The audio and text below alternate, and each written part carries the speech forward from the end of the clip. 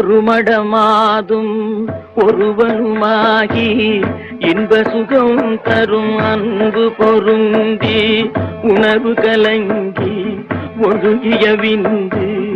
ஊரு சுரோணித மீது கலந்து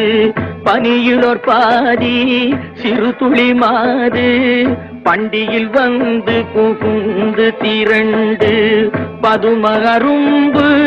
கமடம் இதென்று